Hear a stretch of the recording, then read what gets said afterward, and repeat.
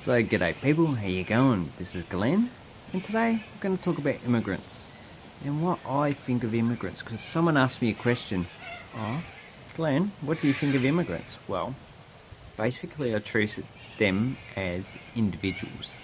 So I don't treat them based on, based on their religion, race, skin colour, well, and sex.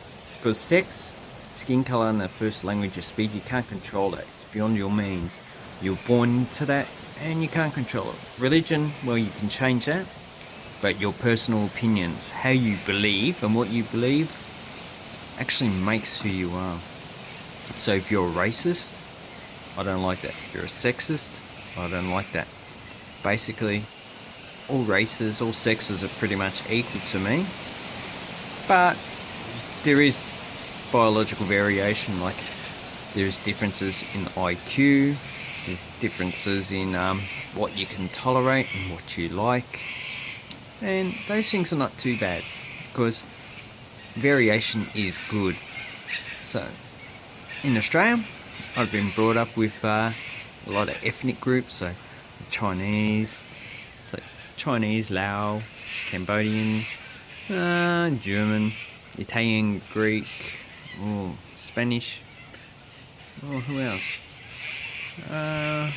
Aboriginal Australians, they have lots of different languages, so they're not all the same. Did I say Chinese? Yeah, Indians, Sri Lankans, but the Sri Lankans are mainly Tamils, but now there's a lot of Sinhalese coming over. So I actually quite enjoy it because you can learn different swear words in different languages, which is great.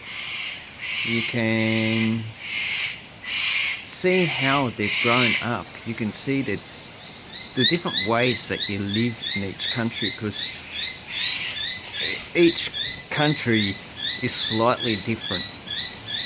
Like Australia is slightly different than New Zealand, and it's very different than Vietnam or China and Hong Kong.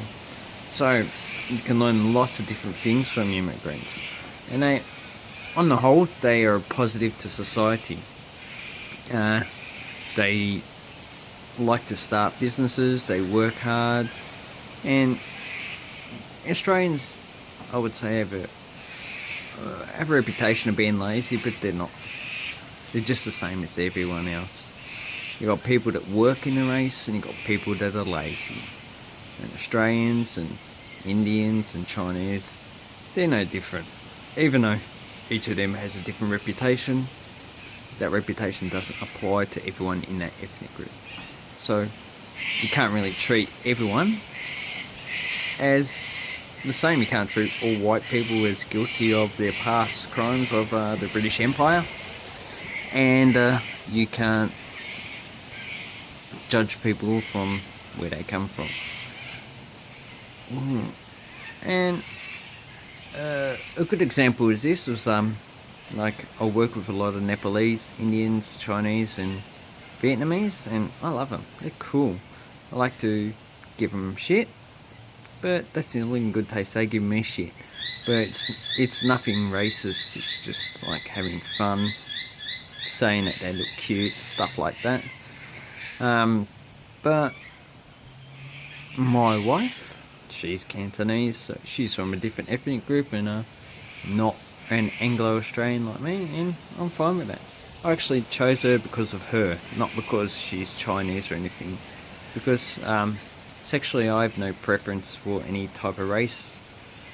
I reckon that there is lots of good partners, good females that can, of any race, that you can actually be married to or whatever.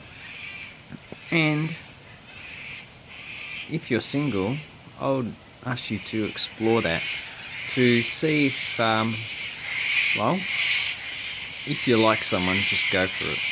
Just ask them, it doesn't hurt. Sorry, the cockies are too loud. Cockatoos. Can you see it?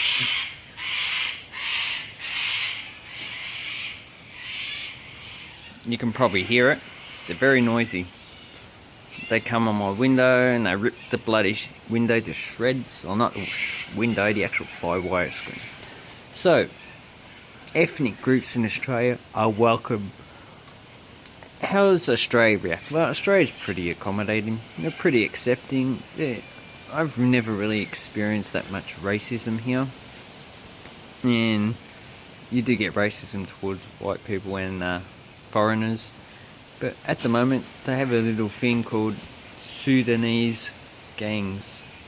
And the Victorian Police have come out and say that's a non-issue because it's not really real. Because these gangs that are doing the crimes are generally multi-ethnic and not exclusively Sudanese. And a lot of white supremacists, which are actually rising in Australia, like Pauline Hanson, are using it for their own gain. So they're stoking hatred of ethnic groups.